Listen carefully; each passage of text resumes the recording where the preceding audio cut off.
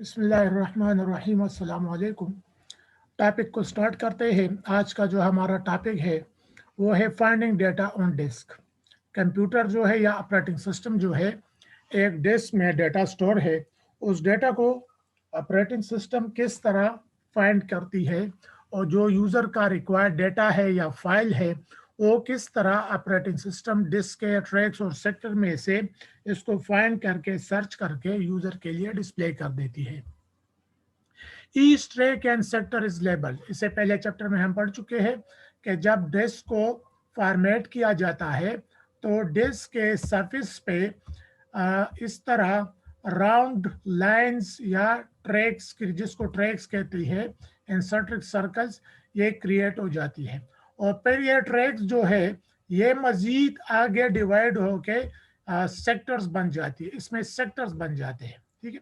इस तरह ट्रैक्स इस तरह सर्कल लाइंस बन जाती है।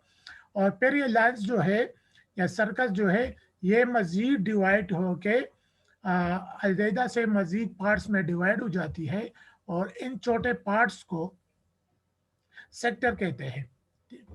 और ये सारा काम जो है फॉर्मेटिंग में होता है।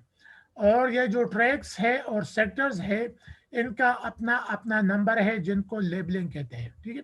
ये सेक्टर्स, और इस तरह हमने इससे पहले चैप्टर में पढ़ चुके हैं कि आउटर मोस्ट जो ट्रैक होता है वो 0 होता है और इनर मोस्ट ट्रैक जो होता है वो 79। तो इस तरह एक सरफेस पे टोटल जो है 80 ट्रैक्स क्रिएट हो जाती है। पर यह ट्रैक जो है सेक्टर में डिवाइड हो जाती है और एक ट्रैक में 18 सेक्टर्स होते हैं।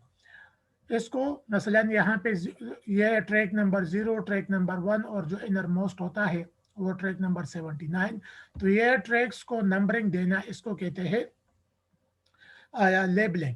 और फिर ये 0 से स्टार्ट होता है, ये सेक्टर 0 से स्टार्ट होता है कि एक ट्रैक में सेक्टर्स कितने हैं, 0, 1, 2 और जो आखिर यहाँ पे है ये 17। तो इसी तरह एक ट्रैक में जो होते हैं ये 18 सेक्टर्स होते हैं। तो सेक्टर को भी ये नंबर देना, ये भी क्या है, लेबलिंग। और ये लेबलिंग उस वक्त बनती है ये फॉर्मेटिंग के दौरान। और जब ये फॉर्मेटिंग के दौरान ट्रैक्स और सेक्टरों को लेबल किया जाता है तो इस प्रोसेस को कहते हैं लॉजिकल फॉर्मेटिंग। फॉर्मेटिंग से तो ट्रैक्स और सेक्टर की रेट हो जाती है और लॉजिकल फॉर्मेटिंग से ट्रैक्स और सेक्टर की लेबलिंग हो जाती है। Each track and sector is label. जब यह ट्रैक और सेक्टर फॉर्मेटिंग के नतीजे में बन जाती है तो फिर हर एक ट्रैक को और हर एक सेक्टर को अपना एक नंबर, एक नेम दिया जाता है और ये प्रोसेस लेबलिंग है। और फॉर्मेटिंग के इस प्रोसेस को कहते हैं लॉजिकल फॉर्मेटिंग। सम और रिजर्व, इसमें बाद जो ट्रैक्स और सेक्टर्स है वो रिजर्व होते हैं, इस पे यूजर का डेटा स्टोर नहीं होता। और ये रिजर्व इसलिए होते हैं कि इसमें से कुछ सेक्टर और ट्रैक्स इस फॉर्मेटिंग के लिए यूज की जाती है, इस मैनेजमेंट के लिए। जो ट्रैक्स बनती है, जो सेक्टर बनते हैं, इस मैनेजमेंट में ये कंज्यूम हो जाती है। तो फॉर एग्जांपल अगर आपका जो हार्ड ड्राइव है वो 80 GB है तो डेटा स्टोरेज के लिए आपको पूरा 80 का 80 नहीं मिलेगा। ये तकरीबन 76 के करीब लगभग आपको स्टोरेज स्पेस मिलेगी। यह जो 4 GB मजीद स्टोर है, स्टोरेज स्पेस है, ये रिजर्व स्पेस है। और ये जो हार्ड ड्राइव है अपनी ट्रैक और सेक्टर और लेबलिंग की मैनेजमेंट के लिए यूज करती है। ये जरूर होती है हार्ड ड्राइव की मैनेजमेंट के लिए और इस पे डेटा स्टोर नहीं होता। Listing of your files are stored. इसके बाद हमारा आ जाता है कि ऑपरेटिंग सिस्टम किसी फाइल को किस तरह फाइंड करती है। तो ऑपरेटिंग सिस्टम के लिए एक प्रोसीजर होता है। ऑपरेटिंग सिस्टम के पास जिस टाइम पे हम इस हार्ड ड्राइव को, स्टोरेज डिवाइस को फॉर्मेट करते हैं तो उस टाइम पे एक टेबल बन जाता है। और ये टेबल क्या है, इस टेबल को कहते हैं FAT table. FAT stand for file allocation table. और फेड टेबल क्या है, listing of your files are store. इसमें ये इंफॉर्मेशन होती है कि फाइल जो है ये कौन से ट्रैक्स पे के कौन से सेक्टर पे स्टोर है, इस फाइल की साइज क्या है, इसकी ये फॉर्मेट क्या है, टाइप क्या है और इसकी साइज क्या है और ये फाइल कब क्रिएट किया गया। मुख्तलिफ ऑपरेटिंग सिस्टम में है, मुख्तलिफ ऑपरेटिंग सिस्टम में फाइल की टेबल की इंफॉर्मेशन के मुख्तलिफ मेथड्स यूज़ होते हैं। विंडोज़ में जो यूज़ होता है तो उसमें फैट फाइल सिस्टम यूज़ होता है, और विंडो के मुख्तलिफ वर्जन में फिर मुख्तलिफ फैट फाइल सिस्टम यूज़ होता है। फैट जो है ये क्या इंफॉर्मेशन, इसमें इंफॉर्मेशन स्टोर होती है ऑपरेटिंग सिस्टम के लिए कि कितने एक डिस्क के एक सरफेस पे कितने ट्रैक्स है, उन ट्रैक्स में कितने सेक्टर्स है, उन सेक्टर्स में कौन से सेक्टर फ्री है, खाली है, और कौन से सेक्टर में डेटा स्टोर है, और डेटा का फाइल का नाम क्या है, कब क्रिएट किया गया, ये सारी इंफॉर्मेशन इस फैट सिस्टम में होती है। In Windows to keep track of file location on the disk, ये फैट क्या है, ये फैट एक टेबल है, एक लिस्ट है। विंडो ऑपरेटिंग सिस्टम में ये होता है। विंडो ऑपरेटिंग सिस्टम के थ्रू जब हार्ड ड्राइव फॉर्मेट होती है तो उसमें ये बनता है, तो इसमें ये इंफॉर्मेशन होती है कि एक फाइल कहाँ पे स्टोर है, और इसमें ये भी इंफॉर्मेशन है कि एक ट्रैक की स्टेटस क्या है, वो इस काबिल है कि इस पर डेटा स्टोर हो सके, या इसमें रिपेयर की ज़रूरत है। अगर उसको रिपेयर है तो फिर ऑपरेटिंग सिस्टम उसको चेक करेगा, उसको रिपेयर करेगा। अगर ये रिपेयर नहीं होता तो रिपेयर ना होने की वजह से उसको इस तरह मार्क कर दिया जाता है। तो मार्क होने से एक सेक्टर पे ये होगा कि जब डेटा स्टोर होगा तो इस बेड पे या अनरिपेयर सेक्टर पे डेटा फिर स्टोर नहीं होगा। ठीक है, तो फैट में यह है कि फाइल्स की इंफॉर्मेशन भी होती है, और ट्रैक और सेक्टर की स्टेटस और उसकी इंफॉर्मेशन भी होती है। इसके बाद, और ये स्टार्ट में जो फैट था, तो ये स्टार्ट में जब फैट फाइल सिस्टम आया तो शुरू में डॉस में जो आया था उसमें फैट 16 का सिस्टम आया था। डॉस में, डॉस जो शुरू का ऑपरेटिंग सिस्टम था विंडोज का, तो उसमें 16 का वर्जन चल रहा था फैट का। फिर इसके बाद आया फैट 32, जन इम्प्रूवमेंट हुआ, जब विंडो चेंज हुआ तो तकरीबन विंडोज 95 में, ठीक है, विंडोज 95 में फैट 13 का ये जो है फाइल सिस्टम, ये उसमें इंट्रोड्यूस हुआ। फिर विंडोज 95 से पहले डॉस था, और बॉडास में फैट 16 का फैट फाइल सिस्टम चल रहा था। जब विंडोज 95 इंट्रोड्यूस हुआ, माइक्रोसॉफ्ट ने विंडोज 95 को इंट्रोड्यूस किया, तो उसमें उन्होंने फैट 32 को इंट्रोड्यूस कराया। फैट 32 जब उस टाइम पे और अब भी जब हम हार्ड ड्राइव को फॉर्मेट करते हैं तो हमारे पास ऑप्शन आता है कि हम हार्ड ड्राइव को किस फैट सिस्टम में, किस सिस्टम में फॉर्मेट करना चाहते हैं। फैट में करना चाहते हैं, फैट 32 में करना चाहते हैं, या फिर एनटीएफएस में करना चाहते हैं। फैट 32 जो है वो फैट 16 से ज़्यादा रिलायबल है, उसकी परफॉर्मेंस अच्छी है, उसकी सिक्योरिटी अच्छी है, और वो फास्ट है। विंडो 95 में, ये 98 में भी चल रहा था, और विंडो 2000 में भी चल रहा था किसी टाइम तक।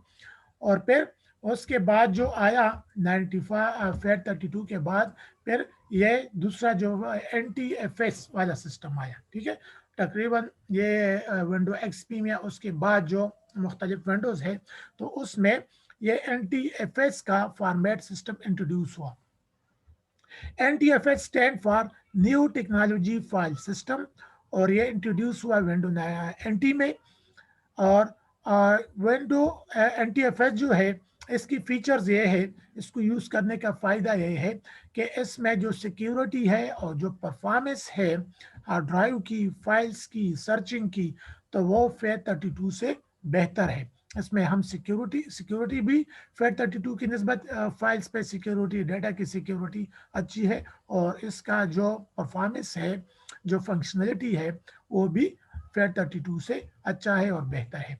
और एक ख़ास बात इसमें यह है कि NTFS से पहले जब हम फाइल क्रिएट करते थे और फाइल को स्टोर करते थे तो इसमें फैट 32 में ये पाबंदी थी कि हम फाइल को 8 कैरेक्टर से बड़ा नाम नहीं दे सकते थे। ठीक है, जो इसमें NTFS से पहले 8 कैरेक्टर से ज़्यादा किसी फाइल को हम नाम नहीं दे सकते थे। अगर हमने किसी को फाइल को नाम देना होता था तो 8 कैरेक्टर के लिमिटेशन के अंदर अंदर हम उस फाइल को एक फाइल नेम देते थे। लेकिन एंटीफेस जो इंट्रोड्यूस हुआ तो उन्होंने एक नया फीचर इसमें ये इंट्रोड्यूस किया कि इसमें हम फाइल को 8 कैरेक्टर से ज़्यादा नाम दे सकते हैं, यानी फाइल्स को बड़े से बड़ा नाम दे सकते हैं। मसलन राजी इंस्टीट्यूट ऑफ मेडिकल साइंसेज, अगर हम किसी फाइल को ये नाम देना चाहें तो फेड 32 में नहीं दे सकते थे। फेड 32 में बस हम रेंज यानी 8 कैरेक्टर तक दे सकते थे, और ये पूरा बड़ा नाम जो है ये NTFS फाइल सिस्टम में हम फाइल को बड़े से बड़ा नाम दे सकते हैं, प्रोवाइड कर सकते हैं। तो NTFS जो है ये फेड 32 की नस्बत ज़्यादा सिक्योरिटी है इसमें, परफॉर्मेंस इसकी अच्छी है, और फाइल्स को हम बड़े से बड़ा नाम दे सकते हैं। इसके बाद एक दूसरा फाइल सिस्टम आया NTFS5। NTFS5 जो था वो NTFS से भी बेहतर था, सिक्योरिटी वाइज, परफॉर्मेंस वाइज वो इससे भी बेहतरीन था। और अब जो लेटेस्ट ज़्यादातर चल रहे हैं तो उसमें NTFS5 या उससे भी एडवांस ये फाइल फॉर्मेटिंग चल रही है। इसके बाद चलते हैं नेक्स्ट स्लाइड पे। नेम मोर देन 8 कैरेक्टर, वही बात कि NTFS में हम 8 कैरेक्टर से बड़ा नेम भी दे सकते हैं।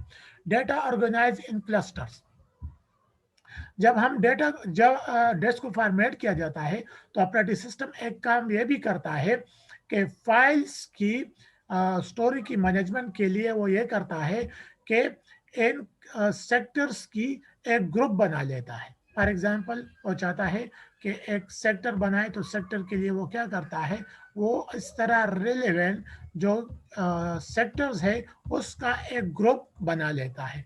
तो सेक्टर्स के इन ग्रुप को कहते हैं क्लस्टर, ठीक है। During logical formatting, the operating system also groups sector together into single units called clusters. A cluster is a simple group of sectors that operating system sees as a single unit. क्योंकि जब हम file बनाते हैं, create करते हैं, तो जरूरी नहीं है कि वो 500 उसकी साइज क्या हो, 512 बाइट्स ही हो। अक्सर हमारे फाइल जो होते हैं 512 बाइट से ज्यादा होते हैं, साइज उसकी ज्यादा होती है। इससे पहले हम पढ़ चुके हैं कि एक सेक्टर में 512 डेटा स्टोर हो सकता है, लेकिन अगर फाइल की ज्यादा हो तो वो फिर ज्यादा सेक्टर में स्टोर होगा वो फाइल। तो क्लस्टर क्या है? क्लस्टर जो है वो ग्रुप ऑफ सेक्टर्स है। अच्छा, अब ये बात है कि डिस्केट का सेक्टर कैसा है और ये जो हार्ड ड्राइव है तो इसका सेक्टर कैसे होता है। तो ये जो बुक है हमारी पीटर नॉर्टन की, इसके मुताबिक हार्ड ड्राइव का जो सेक्टर जो क्लस्टर होता है और डिस्क का जो क्लस्टर होता है, डिस्क में तकरीबन जो होती है उसके एक सेक्टर में तकरीबन, उसके एक क्लस्टर में तकरीबन 4 सेक्टर्स होते हैं डिस्केट के यानी फ्लैपी के, और हार्ड ड्राइव के इसके तकरीबन 64 हो सकते हैं। जो सेक्टर होता है इसके एक सेक्टर में तकरीबन जो क्लस्टर होता है हार्ड ड्राइव का, उसके एक क्लस्टर में 64 सेक्टर्स हो सकते हैं, और डिस्केट के एक क्लस्टर में 4 सेक्टर हो सकते हैं। ऑपरेटिंग सिस्टम जब डेटा को या फाइल को सर्च करता है, फाइंड करने की कोशिश करता है, तो वो क्या करता है, इन क्लस्टर्स को देखता है, वो क्लस्टर वाइज सर्चिंग करता है, ठीक है। फॉर एग्जांपल चाहे फाइल छोटा हो, 512 हो या इससे भी छोटा हो, लेकिन जो ऑपरेटिंग सिस्टम ने ये क्लस्टर बनाए हैं, इस पूरे क्लस्टर में वो डेटा को सर्च करेगा क्लस्टर वाइज, ठीक है। क्लस्टर इनटू क्लस्टर वो फाइल्स को फाइंड करने की कोशिश करता है, और जहां पे उसको अपना रिक्वायर्ड डेटा मिलता है फिर उसको वो पिक करके उसको डिस्प्ले कर देता है। एक बात दूसरी कि फॉर एग्जांपल डेटा को हमने चेंज, यूजर ने चेंज कर दिया या डेटा को एडिट करने की जरूरत आ गई, तो इस एक सेकंड में जितना भी डेटा होगा तो पूरा का पूरा दोबारा एडिट होगा, चाहे वो 1 बाइट डेटा की हमने क्यों एडिट ना किया हो, 1 बाइट डेटा को या 2 बाइट्स ऑफ डेटा को हमने क्यों एडिट ना किया हो, लेकिन ऑपरेटिंग सिस्टम जब इसको एडिट करेगा और जो दोबारा एडिट करने के बाद सेव करेगा, तो इस पूरे क्लस्टर सेक्टर में जितना डेटा है, पूरे सेक्टर के पूरे सेक्टर के फाइल को या डेटा को वो दोबारा एडिट करता है, फिर सेव करता है, चाहे वो डेटा की साइज 512 से कम क्यों ना हो। Labeling of track and sector is called logical formatting. ठीक है। तो अब ये दो डिफरेंस है कि फॉर्मेटिंग क्या है और लॉजिकल फॉर्मेटिंग क्या है। फॉर्मेटिंग तो यह है कि फॉर्मेटिंग करने से इस डिस्क के सरफेस पे सेक्टर्स और ट्रैक्स क्रिएट हो जाते हैं और क्लस्टर्स बन जाती है। और लॉजिकल फॉर्मेटिंग क्या है? लॉजिकल फॉर्मेटिंग ये है कि इन ट्रैक्स और सेक्टर को नंबरिंग मिल जाती है, लेबलिंग हो जाती है। तो जब ट्रैक्स और सेक्टर को लेबलिंग होती है तो ये लॉजिकल फॉर्मेटिंग है। और जो ट्रैक्स और सेक्टर ड्रा होते हैं तो ये फॉर्मेटिंग है। जब हम एक डिस्क को फॉर्मेट कर देते हैं तो फॉर्मेट करने से क्या हो जाता है, डिस्क की सरफेस पे 4 एरियाज क्रिएट हो जाते हैं। और वो 4 एरियाज क्या है? When formatted disk create 4 areas on the disk. जब डिस्क को फॉर्मेट किया जाता है तो डिस्क की सरफेस पे 4 एरियाज क्रिएट हो जाती है। उनमें से जो पहला एरिया है वो है boot sector. Basic has basic components to run operating system. ये बेसिक किस्म की फाइल्स है जो ऑपरेटिंग सिस्टम की रन होने से पहले ये लोड हो जाती है। ये बूटेबल फाइल्स लोड हो जाती है जो कि बूट सेक्टर में है। जब वो लोड हो जाती है और वो क्लियरेंस क्लियर कर देती है पूरे फंक्शन को, तो फिर वो ऑपरेटिंग सिस्टम को अपने डिस्क से लोड करके कंप्यूटर को लोड कर देती है। फाइल एलोकेशन टेबल, वही बात कि record location of each file and status of each sector. के फाइल एलोकेशन टेबल का काम यह है कि हर एक फाइल और हर एक ट्रैक और सेक्टर को और कोई की बारे की स्टेटस को ये क्या करे, इंफॉर्मेशन रखे और उसको अपडेट करे। इसके बाद जो दूसरा एरिया, एक एरिया तो ये है, दूसरा एरिया जो क्रिएट हो जाता है वो है रूट फोल्डर। रूट फोल्डर को मास्टर फोल्डर भी कहते हैं। मसला एक फोल्डर है, इसके अंदर हमने दूसरा फोल्डर बनाया, उसके फोल्डर के अंदर हमने फिर तीसरा फोल्डर बनाया और इस तीसरे फोल्डर के अंदर हमने फाइल्स रखी। तो जो सबसे आउटर मोस्ट फोल्डर होता है, मसलन ये वाला फोल्डर, इसके अंदर हमने दूसरा फोल्डर बनाया, इसके अंदर तीसरा फोल्डर बनाया और इसमें हमने कुछ रिकॉर्ड रखा। तो सबसे ये आउटर मोस्ट फोल्डर जो है इसको कहते हैं रूट फोल्डर और मास्टर फोल्डर। अगर आप विंडोज को सी ड्राइव में जाके देखें, अक्सर सी ड्राइव में विंडोज ऑपरेटिंग सिस्टम इंस्टॉल होता है तो वहाँ आपको विंडोज के नाम से एक फोल्डर मिलेगा सी ड्राइव में। अगर आप उसको ओपन कर दें तो उस विंडोज के फोल्डर के अंदर मजीद फोल्डरें होंगी।